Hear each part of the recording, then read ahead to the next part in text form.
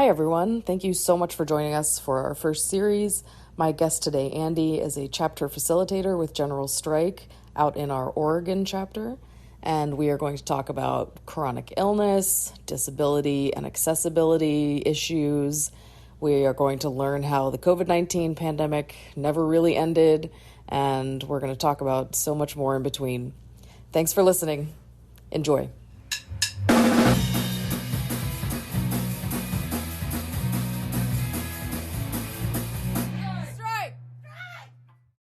All right. Well, Andy, thank you so much for joining me as the first guest on Imperfect Strike. Oh, thank you for having me. It's my first time doing a podcast, so that's perfect. Amazing. It's my first time hosting one. This will work out very well. Can you just tell me a little bit about when you joined up with General Strike US? I can try my best. I think I have actually joined twice. Um, so General Strike US started originally in 2022, shortly after the Roe v. Wade overturning incident, I guess we'll say. Um, and I, like many people, was pretty enraged about that. And I know at some point I was thinking we need to go on general strike and remember finding a website and signing a strike card. But it wasn't again until I think February or March of this year that I thought the same thing again. And I was like, oh, yeah, there's this thing I signed and kind of forgot about. Yeah, But I've been involved every day, all day uh, since then. there is a lot to do. I did not realize before joining. I mean, you can truly spend 40 to 60 hours a week on this stuff. There's a lot to organize. Very much so. Okay, so you got involved way at the beginning. And before that, have you always felt like you were pretty political? Or were you kind of someone who was like, ah, well, the system is kind of what it is. I vote every 4 years, and that's pretty much my job. I was always thought I was a person who was not political because I didn't care as much about voting or about like I didn't really know the names of all of my state reps and all of things like that. Mm, The stuff that we're told counts as political, hmm. but as a older grown person now looking back, I realize that actually no, I've always been very political. My politics have always been that we should care and take care of each other. Hmm. Um, and that's like about as political as it gets when you boil down to it. Oh, absolutely. Yeah. Oh, and I think a ton of people who would say they're activists probably still don't know their state rep names. So I think that's probably okay. Okay, so always about treating people right, but not necessarily like I am active in the political sphere. Yeah, but I think I went to my first protest when I was uh actually I went to my first Pride parade when I was 17, didn't really even know what I was going to, and just happened to find myself at DC Pride in the P flag Oh, excellent. thing, and so I was surrounded by crowd. I was like, wow, I don't know what this is about, but it's amazing. And then joined the fight for marriage equality shortly thereafter. That would have been in the early Wow, yeah. 2000s, when I was around 17. So I've been active in that type of way um, for I don't know, a while. Right. Oh my gosh, we've seen so much change in our lives. We have, It's yeah. wild to think that, yeah, gay marriage was not a thing, what, 10 years ago? Is that what it was? Some things are so different, and then some things are sadly not different at all. And Right. Or, yeah, or slowly or quickly devolving, as we have seen. that, yeah. So you started with pride parades, some protests here and there, things like that. And then, as we love to ask people in the general strike, what do you feel like is a moment that really kind of radicalized you? We do love that, or your radicalizing moment. It's kind of like, what's your coming out story? Oh my gosh, yes. So the thing that I've been reflecting back on a lot recently um, was I used to be a nurse, and the first place I was a nurse was in Baltimore City, and I worked in a community hospital on the west side of Baltimore City um, that was primarily served the local community, so mostly Black and Hispanic residents. Um, Hmm. and I'm a white person who grew up in a predominantly white county, so I was aware of racism as a thing that existed, but that was my first time really seeing, like, institutionally how deeply embedded these systems are. I mean, this was in the 2010, and there was a summer where we didn't have running water for a while. There was a summer we didn't have air conditioning for a while. As nurses, we were routinely like making supplies out of other supplies because we just didn't have them.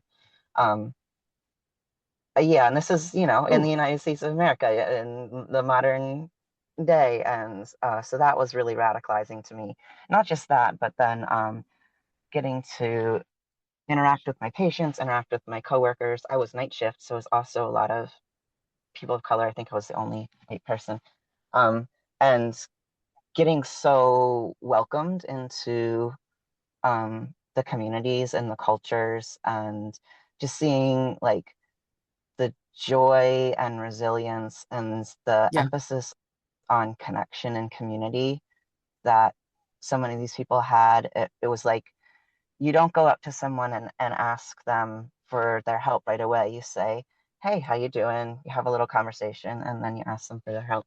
Little things like that. I was like, wow, there's a lot to be learned from people who have gone through struggles, and how to have resilience and joy. Okay, so can you just give me a brief overview of your thoughts on the Democratic Party as it stands right now? Oh gosh, that is a tricky question. I have never personally been a strong proponent of any particular party. So I don't really feel like I have strong attachments to the Democrats. They Hmm. were kind of, they've always billed as the lesser evil. And I am a very stubborn, neurodivergent person who's very justice oriented. So I've always been like, well, I will not pick evil at all. If that's just, Hmm. if that's the only choices you're giving me, then I'm going to pick uh, someone Yeah. else.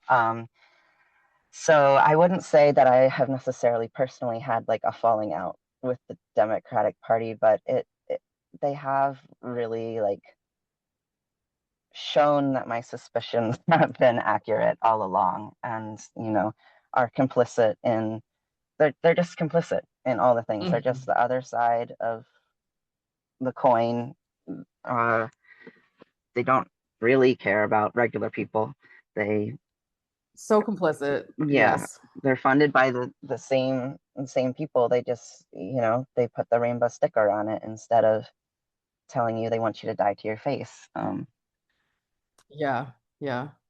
And I think, to be honest, I think they are in a tricky spot right now because even the ones who are the most progressive amongst them, if they do want to keep having these careers and they're not just willing to kind of go out in a blaze of glory and say, I'm going to fight this tooth and nail and I'm not going to get reelected, whatever it may be, um, they kind of come off looking more moderate than maybe they really are. Oh yeah.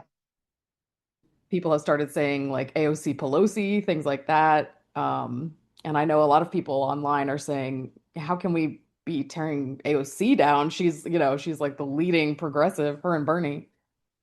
And I think even just to have a career as a Democrat at this point, it must just feel like there's no good option. And that's not to let them off the hook at all. I mean, I'm furious with them in so many ways. I can't believe how many of them are just so useless.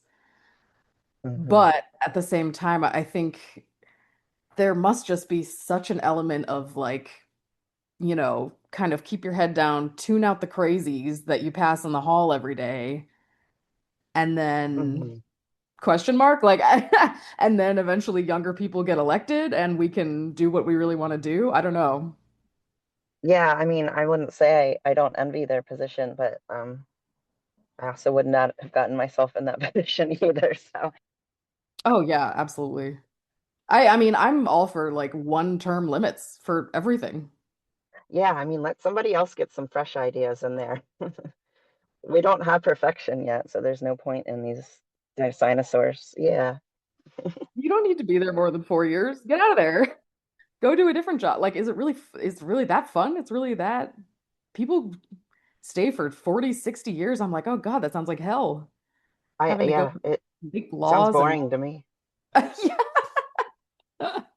I mean, even just the admin part of it, I would die. Hmm. Can you tell me a little bit about your strong views on disability justice coming from your background, especially? Yeah. So the reason I am no longer a nurse anymore is because I have a chronic illness that is a dynamic disability, which means that some days are better or worse than others. It's not the type of thing where like I'm in a wheelchair every day and can adjust to that reality. It's like some days I can get up and out of bed, and some days not so much. Oh, And that makes it really hard to have a job in our current system because, it's so much about timelines and consistency, and there's no room for like human beingness yes. in that.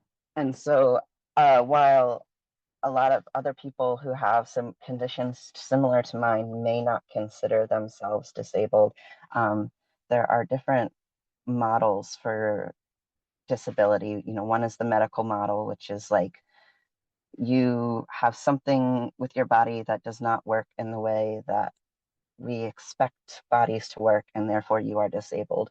And then there's more of a social model that looks at how society allows you to be. And because I cannot work a regular job with other people, even if I can sometimes move my body exactly the same as others, that's a disability. Hmm. So, yeah, I've been out of work for, oh gosh, like um, 13 years now, I guess. And I do have two kids, so it's not like I'm uh, out of work, but I am also a homemaker, so that totally counts as work. Two kids who are homeschooled or have been homeschooled, they're pretty much grown now. Yeah. Which we should also be paying people for that, right? Absolutely, absolutely. Yeah. There's so much labor. The COVID pandemic, because the thing that caused my illness was a virus. It wasn't COVID because it was before COVID existed, but it's Mm. very similar to what a lot of people are experiencing with long COVID.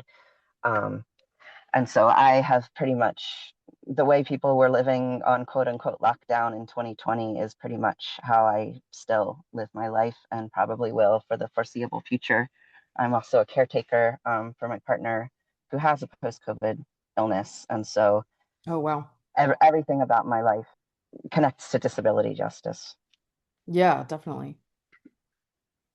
So I'm woefully ignorant on most things disability activism. I think I've read maybe one or two books, and that's about the extent. But I know in the Discord there's a lot of chatter about people who, everyone still needs to be masking, things of that nature. Is that one of the Yeah, primary things that you try to tell people when they come and say, I don't really have an education in this, and where do I start, yeah, I mean that's the main thing. I don't I don't think people realize the extent to which um, the ongoing pandemic has been covered up.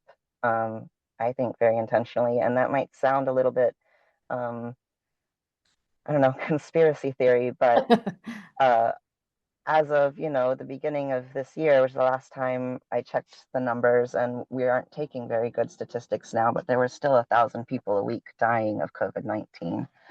And Oh my if you God. hang out in disability spaces online, um, you will be see a new study every single day about the long-term effects that are um, being observed, even in people who feel that they've recovered from an infection. So I really recommend that everybody. I know it's not fun, but like if you use protections for other exchanges of body fluids with people, it's the same concept. You're exchanging air with people. You're accepting these viruses that can do long-term immune system and cardiac and brain damage. Yeah, wow. That is frightening.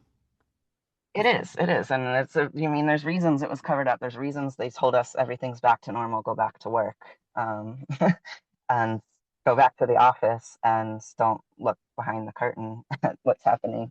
Right. Oh, definitely. I mean, I think how much we've learned in the last 5 years, 10 years.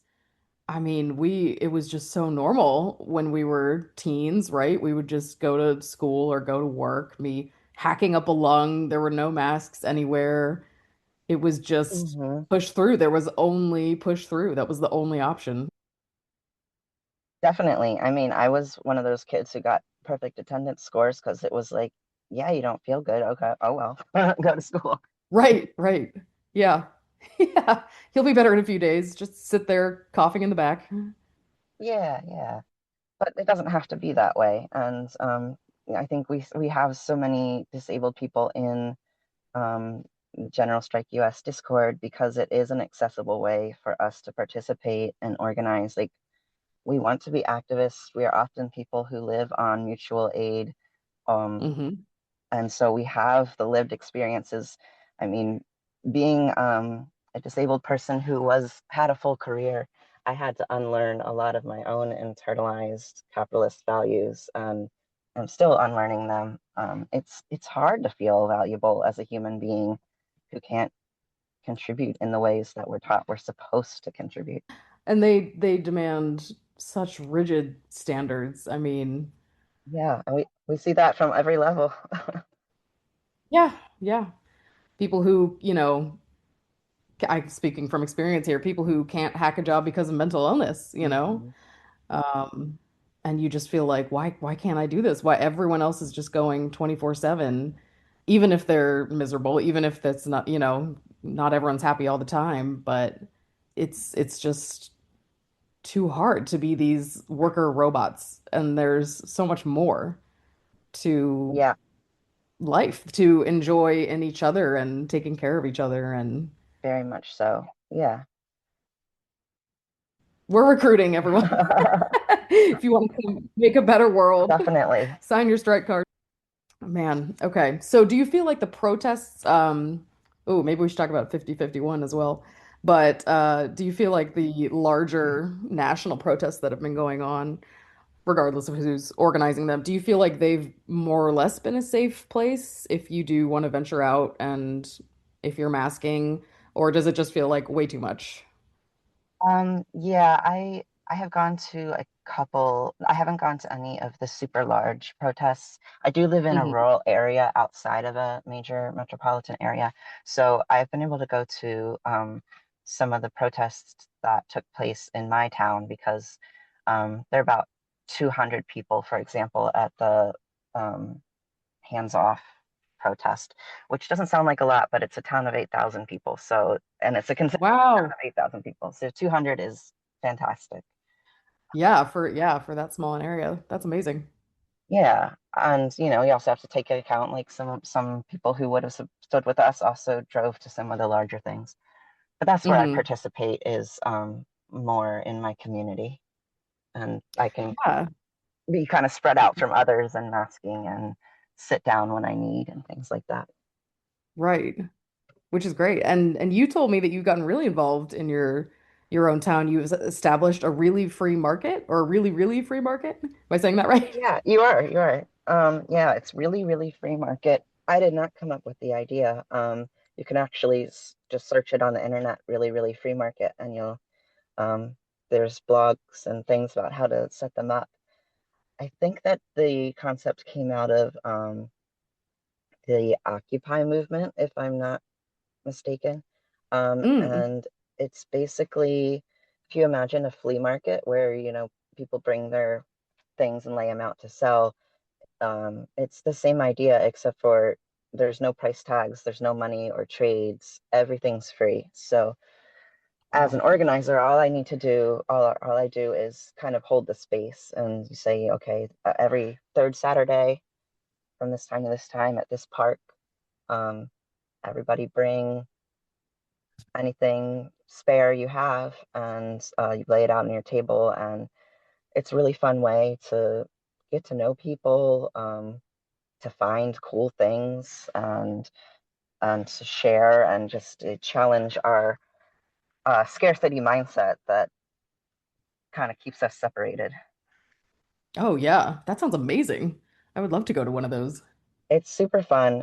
We also recommend people, or it doesn't have to be just stuff that you bring. Like, I know that there's a market where I've seen people offering haircuts, like tarot card readings.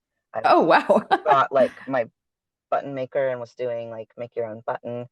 You could do like bike repair or mending tables. So, kind of like make a whole afternoon of free of activity out of it. So, and people are bringing any and all skills, it sounds like. We're working our way up to that. It's a little bit difficult for people to wrap their mind around. It's outside of Yes. our normal. So we're trying to encourage by demonstrating. We have a small group in my town that puts on the market, and we're trying to do more to bring our own activities to kind of demonstrate like you could do this too. Yeah. It really does. You're right. It challenges our mindsets so much. And I feel like maybe the closest thing I've come to that is a buy nothing group online. Mhm. And it's absolutely my favorite thing because not only just for finding stuff, I haven't found maybe that much on it, but also getting rid of stuff and Definitely. not feeling like, oh, this is just going to go sit in a landfill for 1,000 years. Someone might actually use this. Yeah, and actually, Buy Nothing is how I originally advertised the free market because I live rurally enough that most people don't want to come to where I live to get my free Oh stuff. man. So it was like, okay, well, if I set it up in town, will you all come and get it? Uh, Yeah, and yeah, so they invited me to table at the library puts on an Earth Day event, and we're like, hey, will you come advertise your market because it's like connection to Earth Day, like you said, the landfill. Um, absolutely. it's been super cool to be a gateway to mutual aid for folks who might otherwise be turned off by just the terminology mutual aid. Oh, for sure. Or have never heard of it, right? What is mutual aid? It can look like this. It can look like a buy nothing flea market. Yeah, exactly. Yeah. It doesn't just have to be sending strangers, people Venmo requests online and I don't know. Not that that's a bad thing, but it can take many forms, right? Yeah, exactly. It's just people helping people that just doing what we were designed to do on an evolutionary way. Take care of Yeah, each other. that's right. There's nothing more natural. Yeah, chill. So you also mentioned that you are a trans parent of trans children, trans teens. That's amazing. I am, yeah. If you don't want to talk about that at all, that's totally fine. But I guess I'm just wondering in this climate if you have felt, is there any part of your brain saying, oh man, we might need to leave this country because of this hatred that we're seeing all around us? Oh, yes, definitely. Yeah, that was a conversation um, we had as a family about do we want to try and get out or do we want to stay? And all of us are like, no, we belong. We get to be here too. We don't want to have to leave. Hmm. And I also feel as a white person, as a descendant of colonizers, I feel like I have a responsibility to stay and make things better and not abandon my communities and other marginalized communities.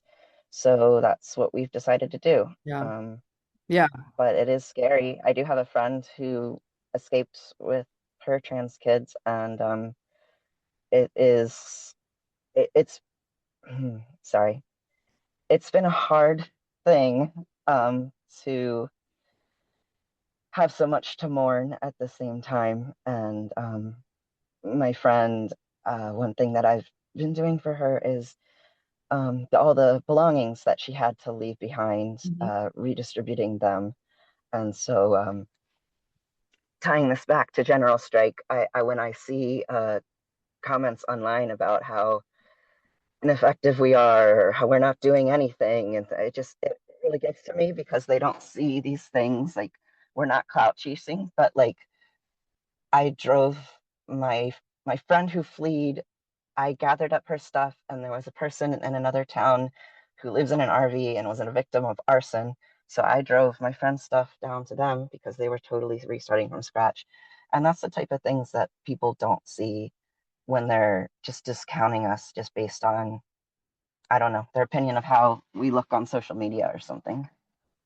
Wow. Oh my gosh, what a story. Yeah, and it's just like I didn't think I would ever be in this timeline where this is what's happening. Right. I mean, and there's just so much processing and like you said there's so much grief all at the same time.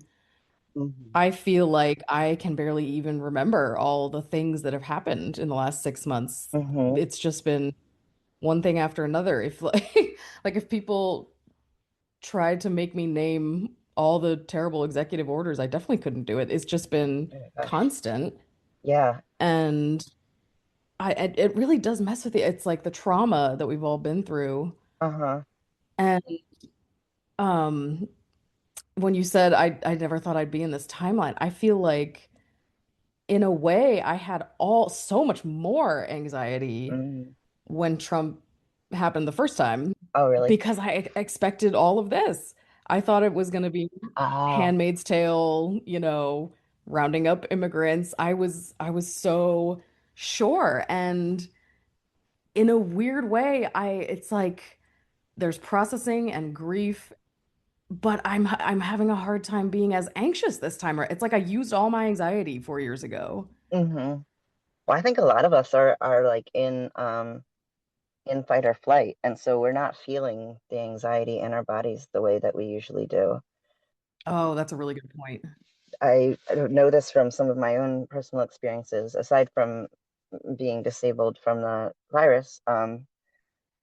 Before that, I had a brain tumor when I was 24, and Oh, wow. that experience was very like, you know, it was like your anxiety disappears for a moment sometimes in those times because that part of your brain locks in. It's like, all right, we got to get through this.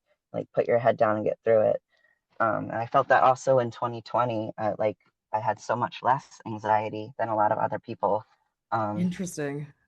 because it was like, oh, everybody everybody has to stay home and be worried about getting sick. Okay, well, I can. That's easy if we're all doing it. Yeah. And I see that also with people in general strike.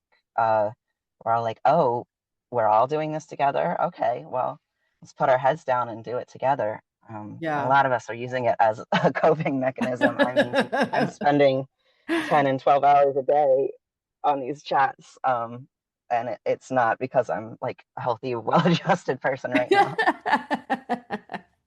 Right. You're just constantly scrolling for Speaker of the House updates and things like that.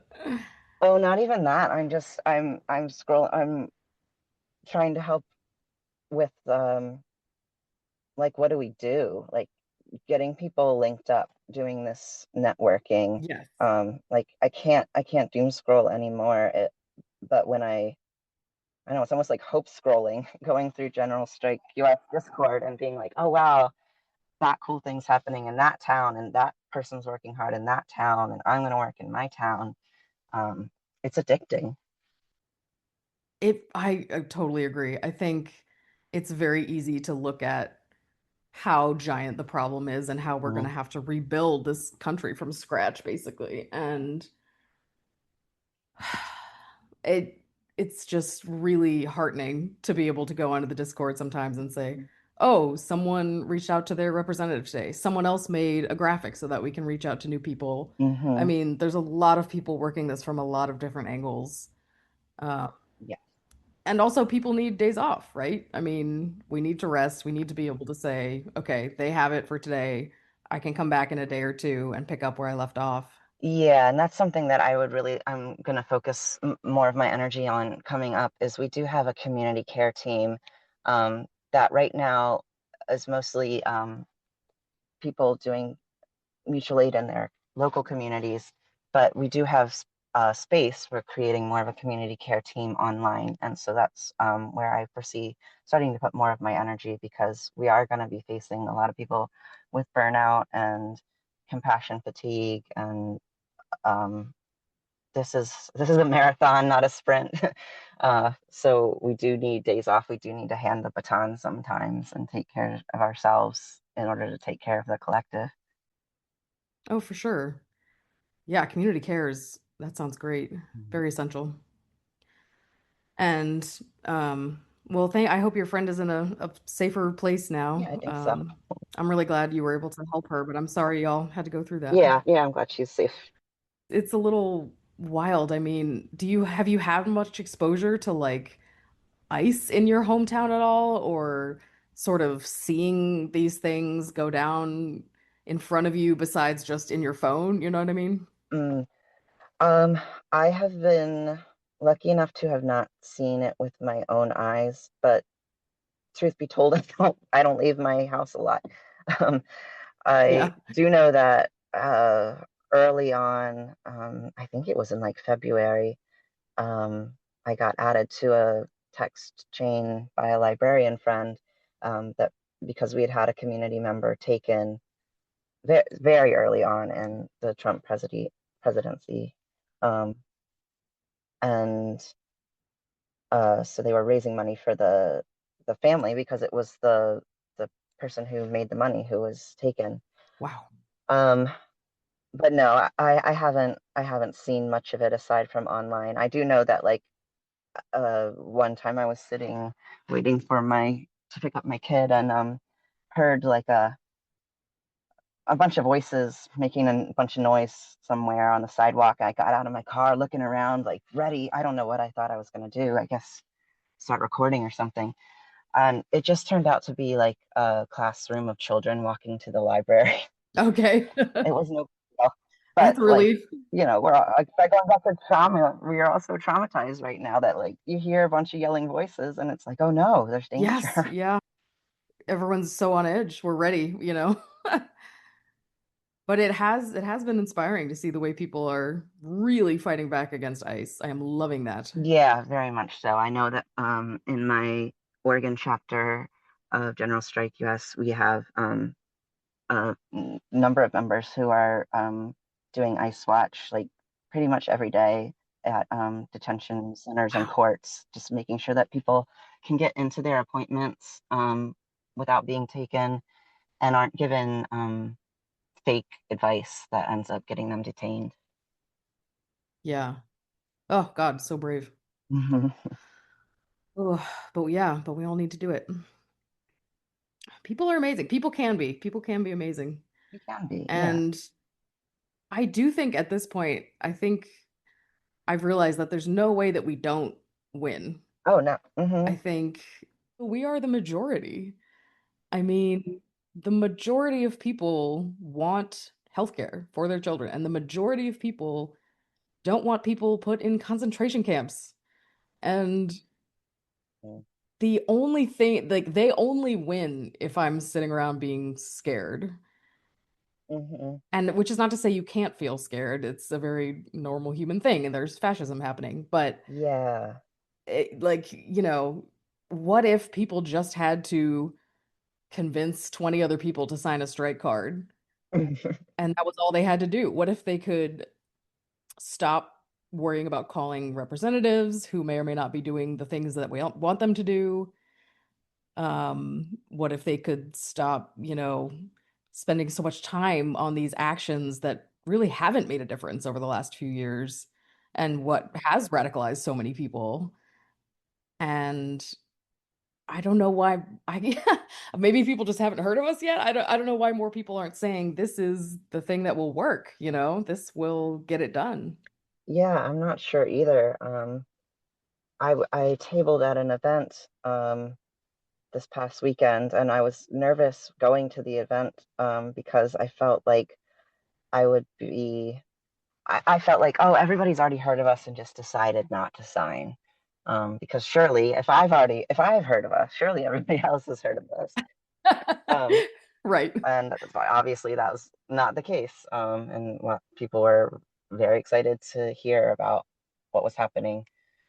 I do think, we still Yeah. have a lot of people to get outreach to, and a lot of people who just don't quite understand um, what we're aiming for. Um, Hmm.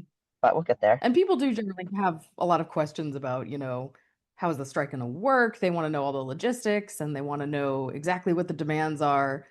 And the great part is you get to come help us figure all that out. Exactly. It's Yeah. not like we have two demands and you have to get on board or, there's the door. Uh-huh. It's going to take a lot of people and we want to hear what you want. Uh-huh. Exactly. The way I put it, and I don't know if this will resonate with anybody else, because I've done some like construction stuff before, and I don't know if anybody else has, but when it's like people, if you're building a house, people coming up to you and say, "Oh, well, what color are you gonna paint the bedroom though?" And it's like, well, we bought the lands, we put in the electricity, we put in the driveway. We're digging the foundations with hand shovels because we don't have the people with mechanical equipment involved yet. We're trying to get them, but we don't have them. Right. And so, what color we're going to paint the bedroom, we haven't even gotten there yet. But if you'd like to come help us dig the foundations and bring your friend with like a excavator, make it go faster, let's do that. That's a really good metaphor. I like that. Yeah, we don't even have walls yet, Yeah, yeah. everyone. Like we have a blueprint, but we might look at it when we're putting it together and say, oh, you know what? It would make a lot more sense if the window was over there. And that, Right. yeah, you get to do it with us. This is a collaborative project. This is not a Yeah. hierarchical top down. And I think that's really hard for some people because that's so what we're told is necessary to get things done. Interesting. They want to know who the leader is. Yeah, they want the instructions. They want step by step. And it's like Mm. Hmm. step one, you got to free your mind a little bit, and that's not something that anybody else can do for you. You have to be ready to do that for yourself. Boom, boom, boom, boom. Hi, welcome to your first break in the episode. Normally, this is where people put some advertising, but we don't like advertising because we don't like capitalism. So here's a game called Let's Switch Their Budgets. It's where we identify people whose budgets should be switched. Today we have the NYPD and your local animal rescue. Thank you, and now back to the episode. If by some miracle we get, 12 million people signed up and we're ready to strike in 2 weeks, something like that, what would be the toughest thing for you personally, do you think? Like, do you have any reservations? Or are there personal logistics you would need to think about, things like that? Um, that's a good question. It's probably something I should be thinking more about, but I have thinking about so many other people that I haven't really put as much thought into what I would need for myself. Um, Mm. I have been putting the efforts in with the community building because I hope that to avoid the like having to be a prepper about it, like it doesn't really actually do you all that much good to have like a year's supply of MREs and stuff if you're not in community with people. But if I have this and you have that, and I know that you have that, and you know that I have this, then it that's what it's more about, I think. And so Hmm. it is tough as a disabled person to build community because I don't have the same like access to I can't participate in potlucks, for example, the same way other people can. So it I is see. tough, Yeah. but So there's some element of the sharing that gets cut off then. yeah, definitely. And that's Uh-huh. something that we know we need to look at in terms of certain communities. Like, for example, we do a lot of our organizing online, and senior citizens don't tend to use Discord that often. Um, but they Right. probably will have some needs if um, groceries are disrupted. So yeah, that Yes, those definitely. types of things are on my mind in terms of making sure everyone's covered. Right. Being able to get people what they need. Yeah. Yeah. And, and there's such a need for that. There's such a need for the logistics. I think when people say, "Oh, I can't sign up, I can't be a part of the strike because I'm not working right now or I'm Mhm. retired." I mean, there's so much that people need. That people need your help. Definitely, yeah. I Um, tell everybody, it's- please, like, especially while we're in phase one of our strategic plan, which is the first 6 million signups, we mhm. especially encourage everyone to get involved because this is our infrastructure building. So we need retirees, we need disabled people, we need incarcerated and houseless people because your opinions count in drafting our demands. Also, your experiences count, and uh, you have so much valuable insight and network connections. Um, some people have more time than others. So yes, please come help us out. Come be part of it. We'll be excited to have you. Yeah, people who have time, people who have resources. Like you said, people who just have a wealth of knowledge, people who have been, activists for their whole lives and have ideas to share. Yeah, we have community members who have been on strikes before. I know I talked to somebody who uh, was like, "Oh, I'm retired, so I won't sign up." But I used to be a mill worker, and we had a strike that went on for 8 months. I'm like, "Oh, please do sign up because that's what we need. You need to know about that." Sir, madam, you are actually the perfect candidate. You are who we've been looking for. hmm I mean, to be honest, I hope we never have to strike. To be honest, I hope that the threat of it is enough. Like, um, Oh. I hope that like we're going to set up these mutual aid resiliency networks, these community networks, either way, because we need that no matter what. If it's like Hmm. pandemic, earthquake, flooding, a strike, anything, we need it. But I hope that we get to a large enough number and are enough of a threat, or maybe do enough smaller actions in the lead up that we never really have to call a general strike. I don't think that's going to happen, but wouldn't it be so cool? Yeah, I love that. There's enough of us, they know now Yeah, there's more of us than there are of them by a lot. by a mile, right? hmm And that's the thing. When everyone does something, they can't put every single person in jail Yeah, they can't. because then they wouldn't have the labor. They wouldn't get any money, and they hate that. hmm Okay, that's a great answer. I love Yes, that. yes. To be honest, I am flexible on what's the uh, majority decides, but it needs to be rooted in people and planet and having a safe, survivable world. We don't have that much time left to right the ship, not just in terms of fascism, but in terms of climate. Um, so It is truly all just coming to the head at the same it time. is. This is like a do or Yeah. die, literally. Yeah, absolutely. Oh God, and it drives me nuts with this AI stuff. I'm like, Mm.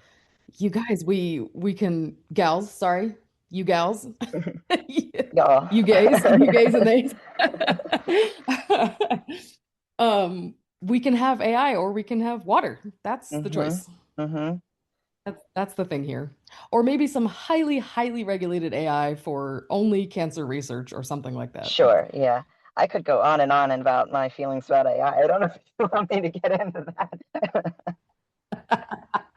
It's a common rant in my household. Crypto, crypto is killing us. It's fine. No big deal. Oh man. All right. So Andy, you are also on several committees on our Discord for the general strike.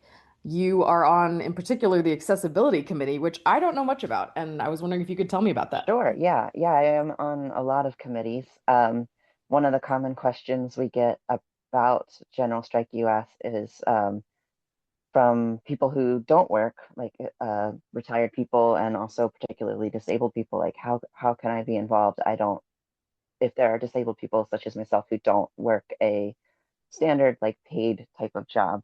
And the answer is a lot of us are disabled in General Strike US, because it's an Yeah. accessible form of organizing for us. We're doing it mostly online, um, trying to build up to more in-person events, but it's actually a fantastic spot for disabled people to put our skills in. We know how to live outside of capitalism already, like kind of teach people that. Um, so yeah, I've gotten involved with a number of the teams on the national level, like the strategy team, the outreach team, Mm-hmm.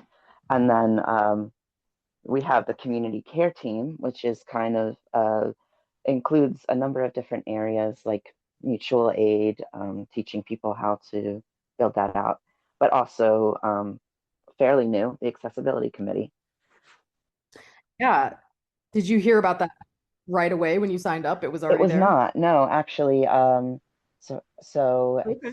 I joined about 2 months ago, and I would say the accessibility committee has been a thing for maybe about a month and a half. So I kind of got in right when a few of the disabled members were um, kind of pulling their collective resources to get this little committee going. And we're still trying to get Yeah. more allies involved because um, when you have people who have a lot of issues that affect their energy, it's hard to get us all in the same time and space to do our work. So we do need some ally support. Oh, that totally makes sense. Yeah. Okay. So recruiting from within the Discord, trying to get people to come be on Yeah, board. so we're starting with education. So one of our members had actually been already writing a zine, which for those who don't know is kind of like a small self-published book. Sometimes they're really tiny, like a piece of paper folded up into eight, and sometimes they can be, um, 40 pages long. But they were already working on one of those. Yeah. Zine like Yeah, like magazine, right? magazines. It's just kind of like a underground self-published. You can pick them up, make a photocopy and pass them along. Nice. That's awesome. Yeah, so they were working on one on disability justice, and accessibility already. So what we've been doing is helping them finish that zine and put it into a presentation, and we'll be delivering that presentation to each of the other teams to kind of make sure everybody's on board pretty soon. Oh, that's great. Love that. And what are some of the most primary aims of Accessibility Committee? Um, the main thing is we want to make sure that anybody who wants to be involved can be involved. Hmm. So we want to make sure that our materials. We have lots of fantastic materials that lots of members have put together, um, but getting them, making sure that people who use screen readers, for example, can can still read those materials. People who might have different levels of literacy or English as a second language, kind of using different language in some of these so that they are more universally accessible, Hmm. making sure that when we do education, so that when people are doing in-person meetings, they're thinking about accessibility, not just for disabled people, but honestly, everybody has accessibility needs. Like sometimes people have kids and they need to know whether they can bring their kid or not. That is an accessibility Yeah. need. Yeah, definitely. That's so true. So, It's like we all have these requirements that, might make it impossible for us to participate in some way. yeah, definitely. So our goal is to just like I said, everybody who wants to be involved and wants to have access deserves that. Another of those things is making sure that our members know about the continued importance of masking because we know that the government has intentionally declared the end of the pandemic, quote unquote, not because that is the truth, not because we are safe, but because Yeah. it was affecting business and they would like us to get back to work and back to spending. And unfortunately, the media went along with that. And so I can't really blame people entirely for not knowing the truth of where we're at. but we do want to make sure our organizers know. Yeah, those numbers that you gave me about 1,000 people a week still was staggering. Yeah, and that's It is just staggering. deaths. Yeah. That doesn't include disability. Right, right.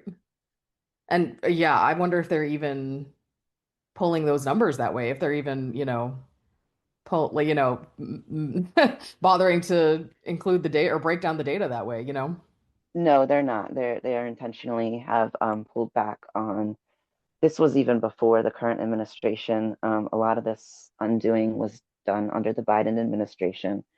Have intentionally ended a lot of the counting, the statistics that we have. We used to Mhm. have wastewater counts were one of our last options, and a lot of those have also been ended. So we really don't have good Wow. numbers on what's going on out there. And I mean, you can see why. Basically, the whole CDC just seems to be gone at this And point. that's all the more reason, just for each other, for us to educate each other and to take safety precautions because no one else is doing it for us. Hmm. Yeah, so basically, people are saying, like, sort of yelling into the void, anytime you're not outside, you should be masking. Is that right? Yeah, and actually, outside too, if you're in crowded environments. So that was one Gotcha. of the first kind of missteps in the pandemic management is that it was we had that 6 foot rule. You remember that? So we used to think, oh, if you're 6 feet away, it's spread through droplets. The droplets don't go that far. It's okay. But that's actually Hmm. not true. The COVID spreads via the airborne route, which is more like someone smoking a cigarette. So if you're outside and someone, you know, is a football field away smoking a cigarette, yeah, you're probably not going to smell it. If you're sitting in the Hmm. stadium next to a person smoking a cigarette, you're probably gonna smell it. And Oh, by the yeah. same token, if they are exhaling viral particles, you're going to be breathing those in. Oh, wow. Okay. So, yeah, I mean, if you're sitting right next to a smoker, you're definitely going to be affected. Yeah, yeah. So, and that's just kind of a way to kind of get a sense of how the virus spreads, but obviously it's not something you can see or smell like smoke. I mean, how do pandemics end, quote unquote? Is this like, because at this point, I feel like most Americans would say, oh, okay, COVID's here to stay. Most of us have been vaccinated, and people for a long time were worried about herd immunity. I don't know if we're still worried about herd immunity. Um, and like the flu is an ongoing virus that never goes away, Hmm. right? And none of this is to say that COVID is something we shouldn't be worried about or shouldn't be masking for. I guess I just don't know from a science perspective, like, are we expecting COVID to become less of a yearly, no, not even that. Like, to be expected every year and something that we just have to deal with. But do we expect that people's immunity will be more built up to it, kind of like the seasonal flu? Unfortunately, the science is looking like no. It's Okay. closer in some ways to HIV in that it does significant immune system damage. It affects the T cells, which are little cells in your immune system that's what they count when they are looking at the health of people with HIV is how many T cells they have, Uh-huh. and that's what's affected by COVID. So what you're seeing is people getting infected over and over again because they are now immunocompromised and they don't know that. Um, Oh my so God. that's why, you might be hearing a lot of people, they say, oh, I don't know anyone with long COVID, but everybody in the grocery store is coughing. Everybody's saying, oh, I just have this weird sickness all the time. Oh, I just have, summer allergies. That's not a thing. That's that's immune system damage. Yeah, so the hope is that like we really need better vaccines. The vaccines that we got were great, but they were Mhm. meant to kind of stem keep infections less deadly. They help you not die. They Right. help you not have as long of an illness, so you have less chance of long COVID. But we Uh-huh. don't have what they call a sterilizing vaccine, which is like we have for polio and measles and things like that, where if you are fully covered by this vaccine, you are not likely to be able to catch or transmit the virus. I am learning so much from you. I did not even know that was a thing, a sterilizing vaccine. Yeah. And the science is on the track. Yeah. Unfortunately, I don't know if that train has been derailed off the track with the current administration, Mm. how they have just gutted science. Wow.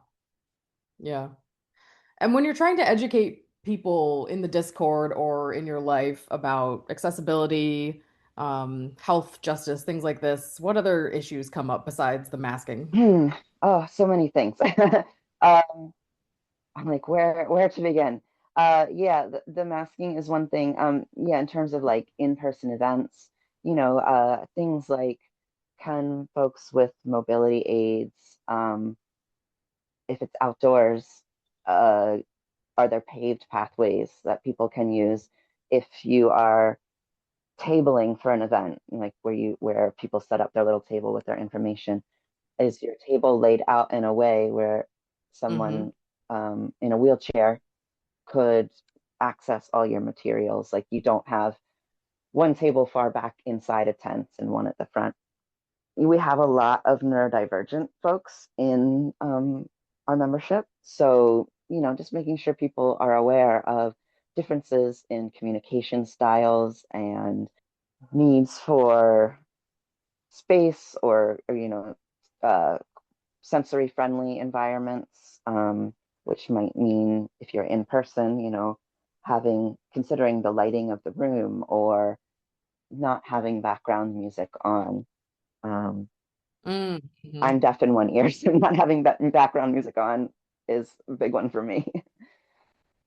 Yeah, that becomes important. Yeah, and especially because I do want people to be masking, so I can't be lip reading in that time.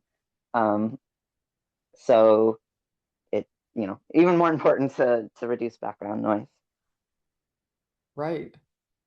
Yeah, I think because we also have like content creation teams on the Hmm. Discord, and I think the more we sort of merge these teams, and like you said, there's always education needed because when the content creation teams are talking, they need to be taking these things into consideration. Hmm. Like you said, for subtitles or, for telling people where to meet, like you said, there could be accessibility issues. Hmm.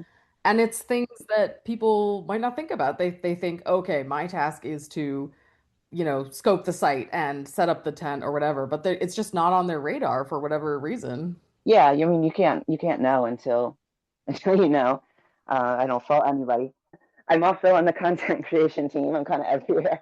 So we are working on updating like I said, some of the materials. Also, language accessibility is a huge one that we are gathering people who are willing to do translations because most of our materials are in English and we need them to be in a lot of different languages. Yeah, I've seen mostly English, some Spanish, I would say, for materials for passing out, but that's probably about it. Yeah, and really we need everything at least in Spanish, but ideally in as many Yeah, languages as we can put things out. right. I love how Casa, do you guys have Casa in your Oregon chapter that you've seen? I don't think so. I'm not familiar. Okay, they're really good. They're a really good organization, and they basically have, whenever you go out, you'll see people who are in the like English t-shirts and the Spanish t-shirts and the French t-shirts, and it's like an immigrant rights Oh, community, okay. Casa for all. I'll have to look. We have the Portland Immigrant Rights. I'm not sure if it's committee or a coalition. I don't remember what the C stands for. But that is the Oregon Immigrant Justice Community, organization. creativity, the Portland Chaos. Oh, wouldn't that be a great sports team? It would be, yeah. That would work well for Oh us. my God. Someone please use that. It's like the Miami Heat, it's just like a concept. Uh-huh. Uh-huh. versus. Oh, hi. I didn't see you there. That must mean it's your second break. Have you had anything to drink lately? Do you need to stretch? Put us on pause, go take care of those things, and when you come back, enjoy the rest of your episode. Any other infectious disease matters that you wish the general populace would go educate themselves about? I just wanted to read this quote. It's from the book The Viral Underclass, which was written by Stephen Thrasher. And Stephen Thrasher is an LGBTQ scholar and a journalist who has worked studying the racialization, policing, and criminalization. There's another C word of HIV. So he has written this book, The Viral Underclass, about the inequities in who is able to survive viruses and how social structures contribute to the spread of disease. Oh, wow. Um, and he writes, there is tremendous power in how, for the first time in human history, all humans on the planet have been going through some version of the same thing at nearly the same time, with the ability to communicate globally about it. COVID-19 demanded that we pause and reconsider why we saw ourselves as different beings in the first place, and to ask ourselves different questions without that assumption. Perhaps then the most fundamental question viruses probe us to ask ourselves is, why am I me and you are you? If we believe that you and I are not separate, but that we face common challenges, then our hierarchies might melt away, racism would be gone, ableism would cease to exist, sexism, homophobia, and cisgender gender superiority would all perish.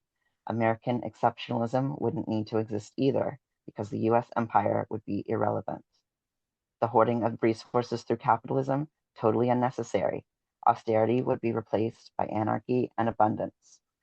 If we accepted, as Alice Wong put it, that the world is one big petri dish, even speciesism would disappear, granting us perhaps our greatest chance of success at addressing the climate crisis. In encouraging me to learn about and unlearn these lessons, despite all the trauma they have caused, viruses have been among my greatest teachers. Or rather, they have the possibility to be our greatest teachers, and they offer us perhaps the best possibility of a new ethic of care, one not steeped in me getting mine first, but in us taking care of one another and of our very planet.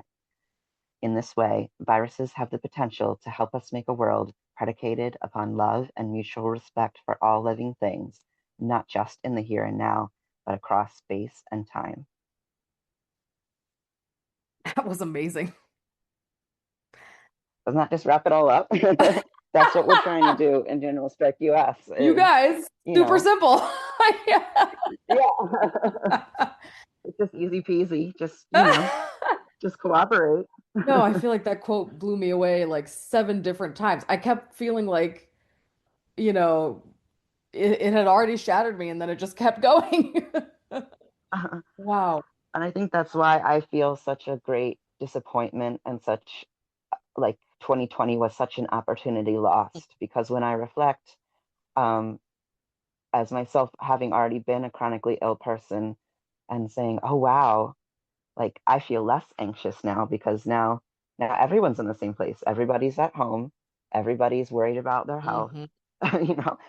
And then we had, dolphins swimming in the Venice canals again. We had animals coming out of everywhere. We had people learning to bake bread. We had, there was terrible, terrible death and fear going on, but we also had the George Floyd uprisings and, um, people coming out in great numbers for Black Lives Matter. Which people did mask for. I mean, I think they did studies showing that the Black Lives Matter protests were not huge spreader events. People were being smart and safe, which was amazing. That and the Palestinian student protests of last year Oh, also were very big into masking, there you go. which is a big part of why um, there is pushes to criminalize masking, which makes it all the more important for everybody else to be doing it, Yeah. because it's a lot harder to criminalize something we're all doing than just the people who need it. Yes, absolutely. Safety in numbers. And of course, they want Hmm. us to have our faces off. So off our faces off. Our faces out there. Girl, are you bringing your face to the protest? Oh my God, sorry. Um, of course, they You're want all good. us to be, surveilled, is what I meant. Um, at least Hmm. surveilled by this tech bro state that they're building. And their ICE Hmm. agents are allowed to cover up their faces completely and don't even have to show badges or state their names or have Hmm. any accountability. It's rules for thee, but not for me. Hmm. And then it blows my mind that people, when I bring these things up, respond as if I'm a conspiracy theorist. But it's all pretty obvious. They're saying it directly.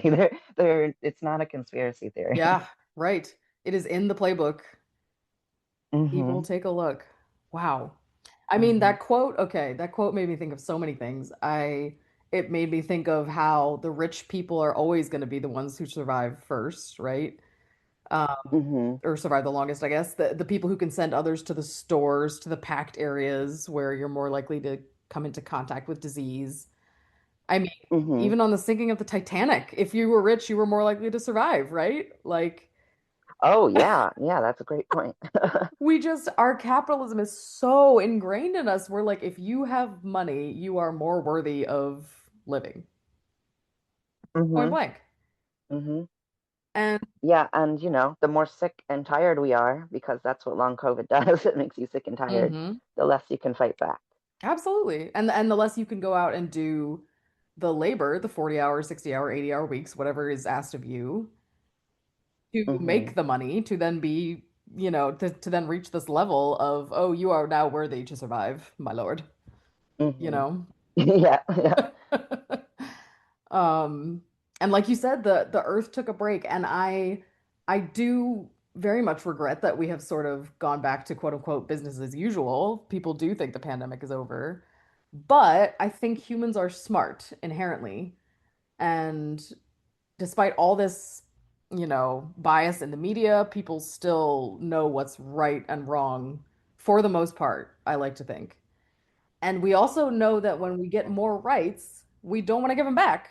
As soon as they sent us home and we realized we could work from home and not, you know, drive ourselves to death every week, we Hmm. wanted to be able to keep that. And as soon as we see the earth breathing a little easier and species returning to where they should be, most of us are going to look at that and be like, hell yeah, let's keep that world going. At least I hope. Hope so. I hope so. I mean, another thing that COVID does is it causes brain damage, and that is not necessary. People think, oh, well, I didn't go to the hospital, so nothing bad happened to me. But that's unfortunately not how it works. It's a disease that travels through your blood vessels, and so it gets into every part of your body. Yeah. It's been found in the brain, it's been found in the bones, it's been found in semen, it's been found in everything, Yeah. and it causes brain damage. So that's what, when people talk about brain fog, that's brain damage. Wow. That's We're seeing statistical increases in the number of traffic accidents and the number of accidents at work, things like that, because people don't know. Uh, Almost half of all COVID cases are asymptomatic. People don't have symptoms, so they don't know they're sick. They don't test, right? Because But they they don't could still be. feel anything. Yeah, most people only, I mean, if anybody tests anymore, they only do it once, which the box clearly says to do it one and then wait a day and do another. Uh-huh. Um, the tests are not all that good at catching every positive case, and folks don't know that they have been sick, and so they don't notice these small changes to their brain and to their mental capacity. But it is a cumulative thing. Oh, I have definitely noticed, to be honest. Have you? I feel like I can't remember anything anymore. Uh-huh. I don't know if it's the COVID or the trauma or both or whatever, the global trauma. Or yeah, the social media that goes so fast that we can't pay attention. Oh my gosh, all of it. I feel like just combines. And yeah, I really have a hard time remembering things uh Hmm. to 5 years ago, you know? Hmm. And unfortunately, it's a cumulative thing. So I also hear people say, "Oh, well, I've already had COVID, so it doesn't matter if I mask anymore. Like I survived, is whatever." Unfortunately, that's just not how it works. It builds up. So each time you're getting sick, you're increasing your risk, not just of long COVIDs, like in the way of like something that you feel, but also we're seeing increases in heart attacks, strokes, cancers, and things like that in younger and younger people because Well, of and this we just cumulative don't know, right? damage. We just don't know the long-term. I mean, clearly we know some long-term effects at this point, but we don't know how it's going to affect us in 20, 30, 40 years yet. Hmm. Okay, one other thing that beautiful quote made me think of was just the intersectionality of all of this, right? Hmm. It starts off talking about viruses, COVID, but it just goes into everything. It goes into the empire, it goes into racism and ableism, and I think it really is just going to be this domino effect of once we start peeling back at this horrible system and showing people how much better we could have it if we all just work together, Hmm. it's just everything's gonna fall one by one in our favor, you know? I really hope so. Yeah, I think people just, like you said, the intersectionality, people need to realize that just like the cells in our bodies work together to make a body, we work together to make humanity. Mm-hmm. Um, and there's no separation between us, Yeah. really, at the root. Oh yeah. Absolutely. And we can't survive without each other. I mean, we're such a social species. When you Hmm. when you my friend and I talk about all the time, when you see these movies, it's like there's one person left and it's the zombie apocalypse, and it's like, oh my God, just let them bite you. Like, who wants to live by themselves Yeah, without any yeah, other humans? That really. sounds terrible. Sounds pretty boring. I mean, I do like animals, but Oh yeah. I probably would need another person around. Okay, good point. If you can get adopted by like a tribe of wolves or something, I you might be able to survive it. Plan B. Planet of the Jaguars or something. Plan B, yeah, right. Plan B. Oh my gosh. Well, Andy, thank you so much. I want to end with a little levity, with a little game for everyone to keep up the hope. So, would you like to play best worst or reading watching or Oh goodness, there's choices. what's another good game? Another good game is this or that. Bang, Mary, Hmm. kill. Your choice. Let's go with this or that. Oh, that's a good one. Okay, this or that. How about ocean or mountains? I am a mountains person. East Coast or West Coast? That's so tricky. Ah! I know that's a mean one. My body prefers the Pacific Northwest West climate, so I'll have to say that West Okay, Coast. nice. Um, autumn or spring? Autumn. Yeah, that's my Autumn. season. Always. Always. Yeah. That is the correct answer. Yeah. Reading a book all day or binging a series? Oh, I'm a binging a series person. I wish I could say reading a book all day. I envy people who have that type of attention span, but my ADHD does not allow for that. Okay, how about this? This is a better one. How about rock or jazz? Rock. Ooh, who's one of your favorite rock bands? Oh gosh. I don't know that I have one particular favorite, but I grew up on like what they used to call like alternative rock radio, like Okay. grunge and like Pearl Jam, Rage Against the Machine, Oh, Live, nice. that type of stuff. So Yeah. when I want I to got a lot get of, nostalgic, I listen to my 90s alternative rock. oh, hell yeah. We were raised on a lot of quote unquote classic rock. So a lot of like Mhm. Austin Sticks, Okay, yeah. Journey, all that good stuff. Yeah, one generation ahead of what I was listening to. Right. Pirates or witches? Hmm. I'm gonna go with witches. I'm a little bit of a witchy person myself. Like I like Ooh. tarot cards and crystals, and I'm gay. You have to like that Oh. stuff when you're gay. Ah, It's it's true. You do a have to be a little requirement. witchy when you're gay. Yeah. It's so true. Yeah. Do you just imagine like an herb garden and like making potions and Oh, I healing wish you souls? could see my house right now. I'm looking up at my herbs Ah! hanging from the ceiling in the little bundles. Yeah. So good. Yes. See, I've always been a pirate person.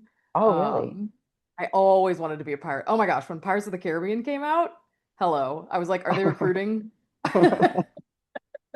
I want to sail the high seas, absolutely. Oh, And then that's I fun. told, so we both know Maeve, who is editing this podcast and Hmm. producing, editor producer Maeve extraordinaire.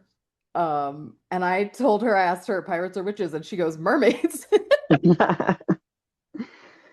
I was like, Maeve, that's not one of the options. That's the hybrid of the pirate and the witch come together. Oh my gosh. Whoa, mind blown again. Oh, okay. We'll have to have Maeve on. Maeve is going to come on and we're going to talk about history of strikes at some point. So we'll have to Oh, have her on great. and hear her explanation for why mermaids. Absolutely.